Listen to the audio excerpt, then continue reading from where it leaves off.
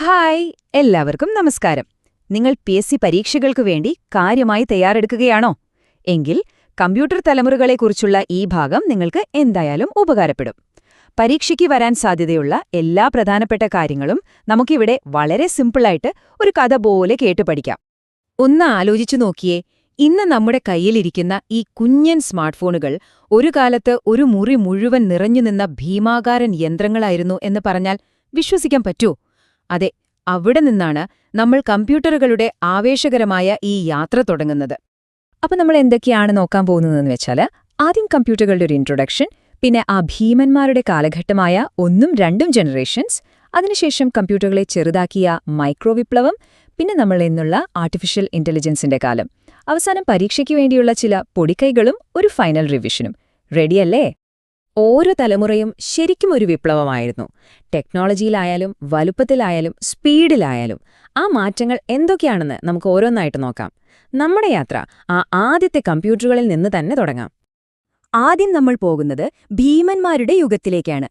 അതായത് കമ്പ്യൂട്ടറുകൾക്ക് ഇന്നത്തെ രൂപമേ ഇല്ലാതിരുന്ന കാലം. വാക്വം ട്യൂബുകളും ട്രാൻസിസ്റ്ററുകളുമൊക്കെ ഭരിച്ചിരുന്ന ആ ആദ്യത്തെ 2 തലമുറകളിലേക്ക്. അവ എങ്ങനെയായിരുന്നു നോക്കാം, അല്ലേ? 1ആം തലമുറയുടെ ഹൃദയം എന്ന് പറയുന്നത് ഈ വാക്യൂം ട്യൂബുകളായിരുന്നു. ഇവ വെച്ചായിരുന്നു സർക്യൂട്ടുകളും മെമ്മറിയുമൊക്കെ പ്രവർത്തിച്ചിരുന്നത്. പക്ഷെ ഒരു പ്രശ്നമുണ്ടായിരുന്നു.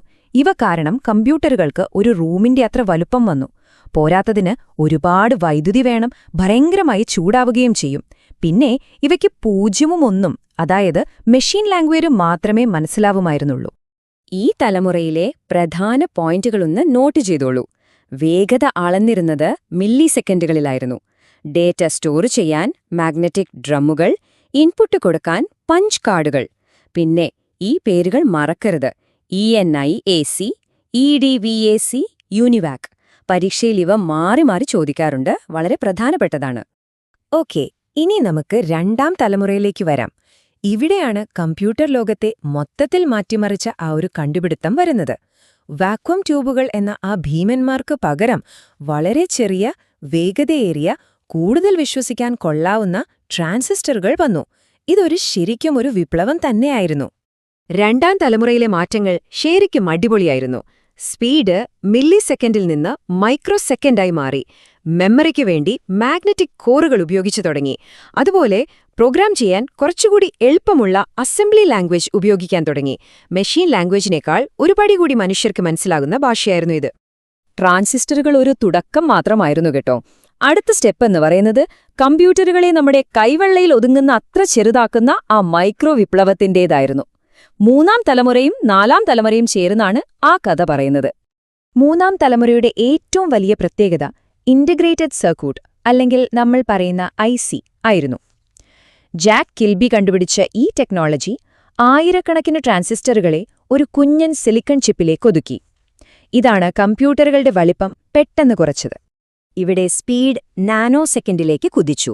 സ്റ്റോറേജിനായിട്ട് നമ്മൾ ഇന്നും ഉപയോഗിക്കുന്ന ഹാർഡ് ഡ്രൈവുകൾ വന്നു. ഏറ്റവും പ്രധാനപ്പെട്ട കാര്യം, ഫോർട്രാൻ, കോബോൾ പോലുള്ള ഹൈ ലെവൽ ലാംഗ്വേജുകൾ വന്നതോടെ പ്രോഗ്രാമിംഗ് സാധാരണക്കാർക്ക് കുറച്ചുകൂടി എളുപ്പമായി. ഒരേ കമ്പ്യൂട്ടർ ഒരേ സമയം പലർക്കും ഉപയോഗിക്കാൻ പറ്റുന്ന ടൈം ഷെയറിംഗ് പോലുള്ള സിസ്റ്റംസും ഈ തലമുറയുടെ സംഭാവനയാണ്. ഇപ്പോൾ നമ്മൾ എത്തിയിരിക്കുന്നത് ഒരുപക്ഷേ കമ്പ്യൂട്ടർ ചരിത്രത്തിലെ ഏറ്റവും നിർണായകമായ ഒരു കാലഘട്ടത്തിലാണ്. 4ആം തലമുറ VLSI, അതായത് വെരി ലാർജ് സ്കെയിൽ ഇൻറ്റഗ്രേഷൻ എന്ന ടെക്നോളജി ഉപയോഗിച്ച് മൈക്രോ പ്രൊസസ്സർ കണ്ടുപിടിച്ചു. ഇതോടെ ഒരു കമ്പ്യൂട്ടറിന്റെ മുഴുവൻ തലച്ചോറും ഒരൊറ്റ ചിപ്പിലേക്ക് ഒതുങ്ങി. ഈ ഒരൊറ്റ കണ്ടുപിടുത്തമാണ് കമ്പ്യൂട്ടറുകളെ നമ്മുടെയെല്ലാം വീടുകളിലും ഓഫീസുകളിലും എത്തിച്ചത്. അതെ, നമ്മൾ ഇന്ന് പറയുന്ന പേഴ്സണൽ കമ്പ്യൂട്ടർ അഥവാ PC പിറന്നത് ഈ തലമുറയിലാണ്. കമാൻഡുകൾ ടൈപ്പ് ചെയ്യുന്നതിന് പകരം മൗസ് ഉപയോഗിച്ച് സ്ക്രീനിലെ ചിത്രങ്ങളിൽ ക്ലിക്ക് ചെയ്യാൻ സഹായിക്കുന്ന ഗ്രാഫിക്കൽ യൂസർ ഇന്റർഫേസുകൾ അഥവാ GUI വന്നതും ഈ വിപ്ലവത്തിന്റെ ഭാഗമായിട്ടായിരുന്നു. മൈക്രോ പ്രോസസ്സറുകൾ കമ്പ്യൂട്ടറുകളെ എല്ലാവർക്കും ലഭ്യമാക്കി. പക്ഷേ അടുത്ത തലമുറയുടെ ലക്ഷ്യം അതായിരുന്നില്ല. അത് കമ്പ്യൂട്ടറുകൾക്ക് ചിന്തിക്കാനും പഠിക്കാനുമുള്ള കഴിവ് നൽകുന്നതിനെക്കുറിച്ചായിരുന്നു. അതെ, നമ്മൾ ജീവിക്കുന്ന ഈ ആർട്ടിഫിഷ്യൽ ഇന്റലിജൻസിന്റെ യുഗത്തിലേക്ക് സ്വാഗതം. ഈ തലമുറയുടെ അടിസ്ഥാനം ULSI ടെക്നോളജിയും ആർട്ടിഫിഷ്യൽ ഇന്റലിജൻസുമാണ്. ഒരേ സമയം ഒരുപാട് ജോലികൾ ചെയ്യാൻ സഹായിക്കുന്ന പാരലൽ പ്രോസസ്സിംഗ് അതിവേഗ കണക്കുകൂട്ടലുകൾക്ക് വേണ്ടിയുള്ള ക്വാണ്ടം കമ്പ്യൂട്ടിംഗ് എന്നിവയെല്ലാം ഇതിന്റെ ഭാഗമാണ്. ഇന്ന് നമ്മുടെ കയ്യിലുള്ള സ്മാർട്ട് ഫോണുകൾ, നമ്മൾ ഉപയോഗിക്കുന്ന ക്ലൗഡ് സ്റ്റോറേജ്, ഗൂഗിളിന്റെ ഡീപ് മൈൻഡ്, IBM വാട്സൺ പോലുള്ള സൂപ്പർ ബ്രെയിനുകൾ വരെ ഈ തലമുറയുടെ ഭാഗമാണ്. ശരി, ഇത്രയും നേരം നമ്മൾ ഓരോ തലമുറയുടെയും കഥ കേട്ടു. ഇനി പരീക്ഷയ്ക്ക് ഏറ്റവും പ്രധാനപ്പെട്ട, ആവർത്തിച്ച് ചോദിക്കാൻ സാധ്യതയുള്ള ചില ഫാക്ട്സ് നമുക്ക് വേഗത്തിലൊന്ന് നോക്കാം. ഈ ഭാഗം പ്രത്യേകം ശ്രദ്ധിക്കണം കേട്ടോ. ഈ പേര് മറക്കാനേ പാടില്ല. Allen Turing. ആധുനിക കമ്പ്യൂട്ടർ സയൻസിന്റെയും ആർട്ടിഫിഷ്യൽ ഇന്റലിജൻസിന്റെയും പിതാവ് എന്നാണ് അദ്ദേഹം അറിയപ്പെടുന്നത്. പരീക്ഷയിലെ ഒരു സ്ഥിരം ചോദ്യമാണത്. അടുത്തത്, ലോകത്തിലെ ആദ്യത്തെ കമ്പ്യൂട്ടർ പ്രോഗ്രാമർ. അത് ഒരു സ്ത്രീയായിരുന്നു, ആഡ ലവ്ലേസ്. ചാൾസ് ബാബേജിന്റെ അനലിറ്റിക്കൽ എഞ്ചിനു വേണ്ടി ആദ്യത്തെ പ്രോഗ്രാം എഴുതിയത് അവരായിരുന്നു. ചരിത്രത്തിലെ മറ്റൊരു പ്രധാനപ്പെട്ട വ്യക്തിത്വം. ഇന്ത്യയിലെ പരീക്ഷകൾക്ക് ഇത് വളരെ പ്രധാനപ്പെട്ട ഒരു ചോദ്യമാണ്. ഇന്ത്യയിലെ ആദ്യത്തെ കമ്പ്യൂട്ടർ ഏതായിരുന്നു? ഉത്തരം HEC-2M.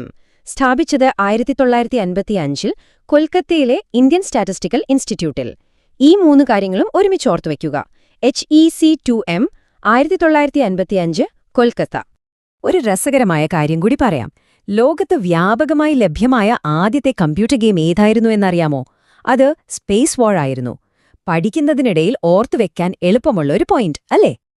അപ്പോൾ നമ്മൾ ഒരുപാട് കാര്യങ്ങൾ പഠിച്ചു. ഇനി ഇതെല്ലാം കൂടിയൊന്ന് ഉറപ്പിക്കണ്ടേ? ഇതുവരെ നമ്മൾ സംസാരിച്ച 5 തലമുറകളെയും ഒറ്റ നോട്ടത്തിലൊന്ന് ഓർത്തെടുക്കാം. ഇതൊരു ക്വിക്ക് റിവിഷനായി കണ്ടാൽ മതി. ഈ ടേബിളൊന്ന് നോക്കിക്കേ. പരീക്ഷയുടെ തലേ ദിവസം ഇതൊന്ന് ഓടിച്ചു നോക്കിയാൽ മതി. 1ാം തലമുറയിലെ വാക്വം ട്യൂബുകൾ, 2ല് ട്രാൻസിസ്റ്ററുകൾ, 3ല് ഐസികൾ, 4ല് മൈക്രോ പ്രോസസ്സറുകൾ, 5ാമത്തേതില് AI-യും പാരലൽ പ്രോസസ്സിംഗും. ഓരോന്നിന്റെയും പ്രധാന സവിശേഷതകളും ഉദാഹരണങ്ങളും ഇതിൽ ക്ലിയറായി കൊടുത്തിട്ടുണ്ട്. അപ്പോൾ നമ്മൾ 5ാം തലമുറയിലാണ് ജീവിക്കുന്നത്. ആർട്ടിഫിഷ്യൽ ഇന്റലിജൻസും ക്വാണ്ടം കമ്പ്യൂട്ടിംഗുമൊക്കെ നമ്മുടെ ലോകത്തെ മാറ്റിമറിച്ചുകൊണ്ടിരിക്കുകയാണ്. എന്നാൽ അടുത്തതെന്ത്? 6ാം തലമുറ നമുക്കായി എന്തൊക്കെ അത്ഭുതങ്ങളായിരിക്കും കരുതിവെച്ചിട്ടുണ്ടാവുക?